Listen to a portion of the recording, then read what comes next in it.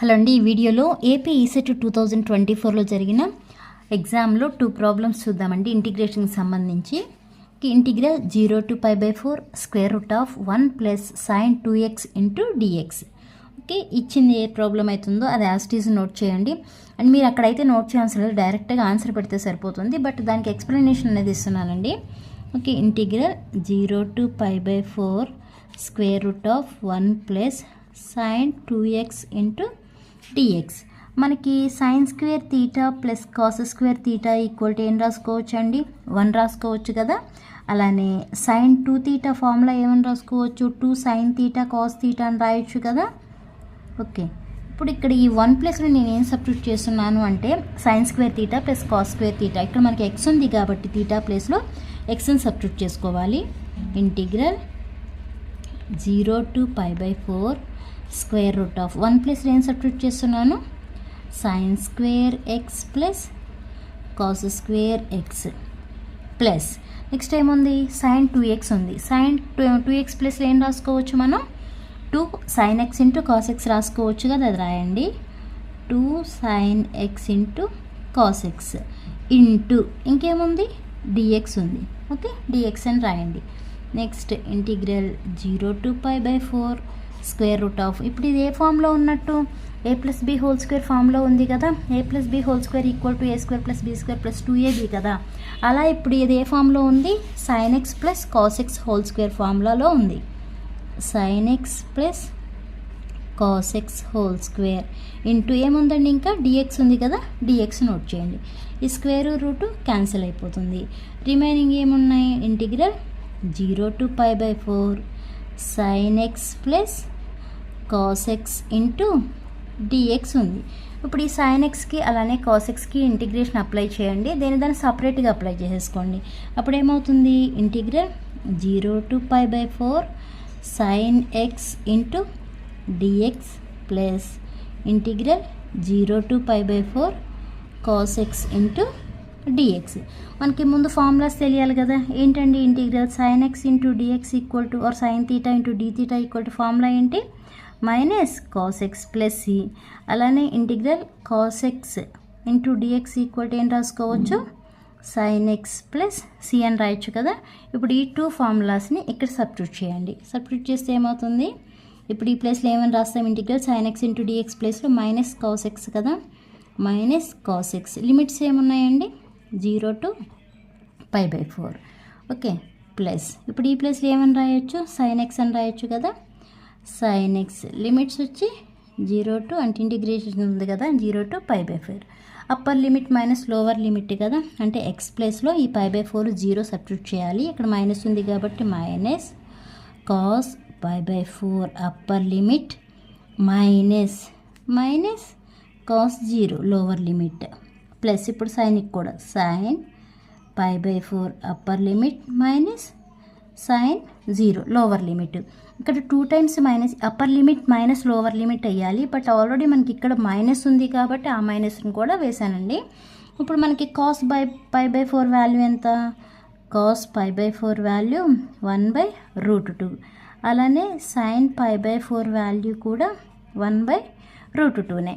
ఈ 2 వాల్యూస్ ఇక్కడ సబ్స్టిట్యూట్ చేయండి. ఇక్కడ ఆల్రెడీ మైనస్ ఉంది కాబట్టి మైనస్ 1/√2 మైనస్ ఇక్కడ ఆల్రెడీ మళ్ళీ మైనస్ ఉంది.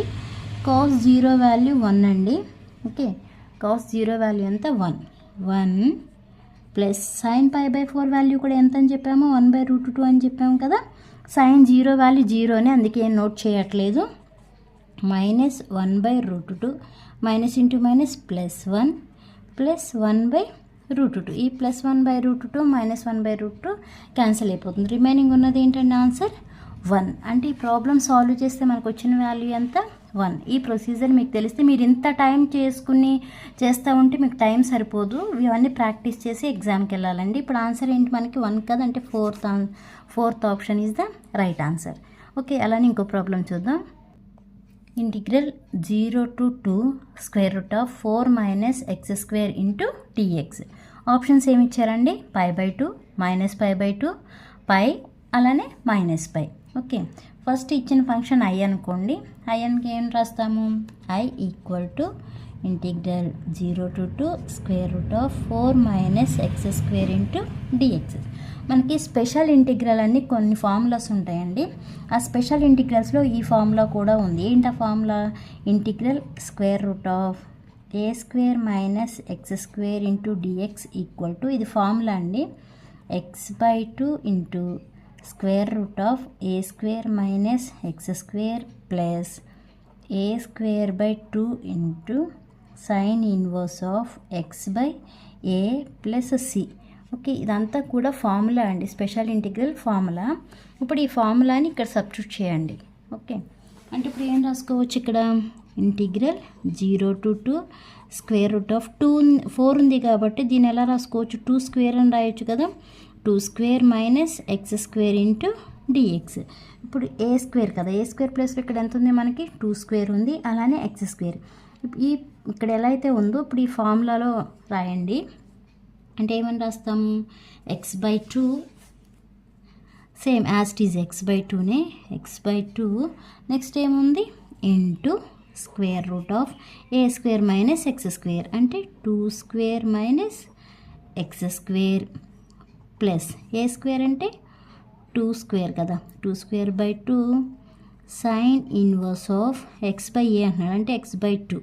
ఇది ఫార్ములా. మనకి ఆల్రెడీ ఇక్కడ లిమిట్స్ ఉన్నాయి, ఇంటిగ్రల్ 0 to 2 అని, ఆ లిమిట్స్ అనేవి అప్లై చేయాలి. 0 to 2 upper limit minus lower limit కదా. ఓకే, అంటే ఎక్స్ ఉన్న ప్లేస్లో మనం ఆ 2 అనేది అలానే 0 అనేది సబ్స్టిట్యూట్ చేయాలి. అప్పర్ లిమిట్ కదా 2 అంటే 2/2 into square root of 2 square minus ఇక్కడ ఎక్స్ ఉంది కదా, అంటే ఇక్కడ మళ్ళీ 2 ఎక్స్ ఉన్న ప్రతి ఒక్క ప్లేస్లో ఫస్ట్ 2 సబ్స్టిట్యూట్ చేయాలి. తర్వాత లోవర్ లిమిట్ అంటే ఎక్స్ ఉన్న ప్రతి ఒక్క ప్లేస్లో 0 సబ్స్టిట్యూట్ చేయాలి అండి. 2 square plus 2 square by 2 sine inverse of x ఉంది కదా, అంటే 2/2. ఇప్పటి వరకు చేసిందంతా మనం upper limit minus lower limit. ఇప్పుడు అంటే ఎక్స్ ఉన్న ప్లేస్లో 0 సబ్స్టిట్యూట్ చేయాలి. 0/2 square root of 2 square minus 0 square into plus 2 square by 2 into sine inverse of 0/2. Okay, ఇప్పుడు చూడండి ఈ 2/2 క్యాన్సిల్ అయిపోతుంది, అలానే ఇక్కడ 0 అయిపోతుంది కదా. 2 - 2 అంటే 0. ఈ టర్మ్ మొత్తం ఏమైపోతుంది? 0 అయిపోతుంది. 0 ప్లస్ ఇక్కడ 2 స్క్వేర్ ఉంది కాబట్టి ఈ కింద 2 పైన 2 క్యాన్సిల్ అయిపోతుంది. రిమైనింగ్ అలానే ఇక్కడ కూడా 2/2 క్యాన్సిల్ అయిపోతుంది. అప్పుడు రిమైనింగ్ ఉన్నది ఏంటండి? 2 ఇంటూ సైన్ ఇన్వర్స్ ఆఫ్ 1 ఉంది. Okay, 2 into sine inverse of 1 ఉంది. అలానే ఇక్కడ చూడండి 0/2 అంటే 0 అయిపోతుంది, ఇది 0. నెక్స్ట్ ఈ టర్మ్ 0 ఇంటూ ఎనీథింగ్ 0 అయిపోతుంది కాబట్టి టర్మ్ మొత్తం ఏమైపోతుంది? 0 అయిపోతుంది కాబట్టి అది కన్సిడర్ చేయాల్సిన అవసరం లేదు. Next sine inverse of 1 equal to value, sine inverse of 1 equal to π/2 అండి. Okay, sine inverse of 1 value π/2 అంటే ఇప్పుడు ఈ ప్లేస్లో ఏం సబ్స్టిట్యూట్ చేయాలి? π/2 సబ్స్టిట్యూట్ చేయాలంటే 2 ఇంటూ ఈ ప్లేస్లో ఏం సబ్స్టిట్యూట్ చేస్తాము? π/2 సబ్స్టిట్యూట్ చేస్తాం. 2 క్యాన్సిల్ అయిపోతుంది. రిమైనింగ్ ఉన్నది ఏంటండి మనకి? π. అంటే ఆన్సర్ ఏంటి? π. ఇచ్చిన ఆప్షన్లో ఒకసారి π ఉందో లేదో చెక్ చేసుకోండి. π ఉంటే అదే ఆన్సర్. ఇది థర్డ్ ఆప్షన్ కదా. ఓకే, థర్డ్ ఆప్షన్ ఇది రైట్ ఆన్సర్. ఓకే, అర్థమైంది అండి. అర్థమైతే లైక్ చేయండి, షేర్ చేయండి, అలానే సబ్స్క్రైబ్ చేయండి. నెక్స్ట్ వీడియోలో ఇంకొన్ని ప్రాబ్లమ్స్ చూద్దాం.